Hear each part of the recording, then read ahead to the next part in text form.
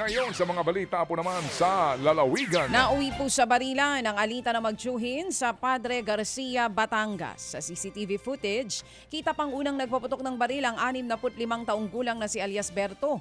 Gumanti naman ang 55 taong gulang niyang pamangkin na si alias Milio, isang retiradong pulis. Nasawi si Berto habang sugatan ang kanyang pamangkin.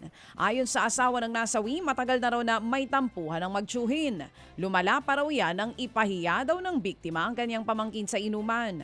Wala na raw balak ang pamilya ni Berto na magdemanda laban sa kamag-anak na suspect. Pero itutuloy raw ng Padre Garcia Police ang pagsasampa ng kaso. Bakit may mga baril itong mga taong ito? Samantala po naman, namatay ang 3 taong gulang na lalaki matapos po namang bugbugin ng kanyang sariling lolo doon sa Pangasinan. Puno nga po ng mga pasa at tatad ng sukat sa likod ang naturang biktima. At ayon sa investigasyon, iniwan po lamang ng mga magulang ang kanila pong anak sa poder ng kanyang lolo at lola para nga magtrabaho. Na umano'y nakulitan ang 75 taong gulang na lolo kaya pinagpapalo ang biktima. Nasa pangangalaga ngayon ng otoridad ang suspect na maharap sa reklamong parricide. Samantala, patay din ang mag-asawang nadaganan naman ng truck sa kanilang bahay. Diyan po yan sa Infanta, Quezon Province. Sa investigasyon, sumabog ang gulong ng truck pagdating po sa pababang bahagi ng kalsada. Nawala ng kontrol ang driver. Bumangga ito saka nahulog hanggang sa nadaganan ng bahay ng mag-asawang senior citizen. Gumamit na po ng boom truck para maiangat ang nahulog na sasakyan. Nasa kustodiya na ng mga otoridad ang driver at ang 2 pahinante nito. Napag-alaman ding puyat ang driver. Sugatan po naman ang 4 na dalagita sa aberya sa ride sa perya doon sa Bilar sa Bohol. Ayon sa investigasyon, nagse-selfie ang grupo ng tumaob ang kanilang sinasakyang ride. Ayon sa mga pulis, posibleng nawala sa balanse ang ride dahil po sa naipon sila sa isang bahagi nito. Agad din pong isinugod sa ospital ang mga biktima.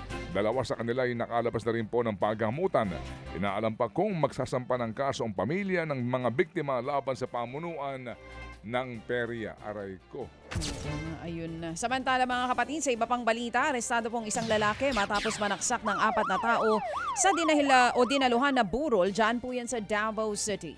Ayon sa Davao City Police, pinauwi na ng isa sa mga biktima ang suspect. Doon na po ito nagalit at walang habas na sinaksak ang nagpauwi sa kanya.